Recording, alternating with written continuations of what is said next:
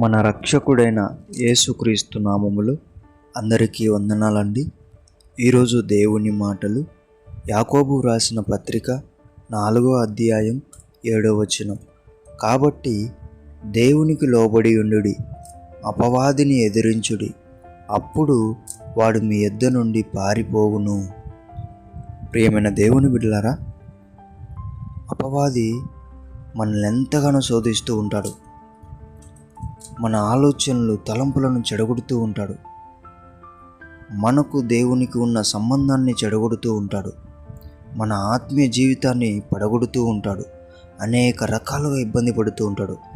వాటన్నిటిలో నీకు విజయం సాధించాలనే ఆశ ఉంటే నువ్వు ఒకటి చేయాలి. అదే దేవునికి లోబడటం.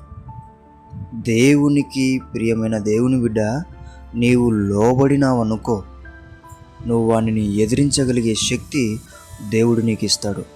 అప్పుడు వాడు నీ యొద్ద నుండి పారిపోతాడు.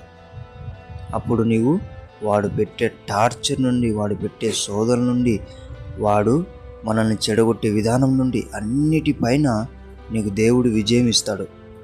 ఆ విజయం నీవు పొందుకోవాలి అంటే దేవునికి లోబడు, దేవుని మాట విను, అపవాదిని ఎదిరించు, వాణ్ణి నీ యొద్ద నుండి పరిగెత్తించు.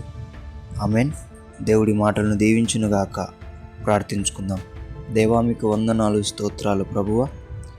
ఎన్ని రోజులు అపవాదిని ఎదిరించలేకపోతున్నాం. ఈరోజు మీకు చక్కగా మాకు తెలియజేశావు. నీకు లోబడడం ద్వారా అపవాదిని ఎదిరించగలిగే శక్తి పొందుకుంటామని, వాడు మా యుద్ధ నుండి పారిపోతాడని, ఆ విధంగా బ్రతకాలని మాకు నేర్పించినందుకు వందనాలు. ఈ సమయంలో తండ్రి, ఎవరైతే అపవాదిని ఎదిరించాలనుకుంటున్నారో వారు నీకు లోబడుతూ ఉంటుండగా వారిని శక్తితో నింపమని యేసు నామములో ప్రార్థిస్తున్నాం తండ్రి. ఆమేన్.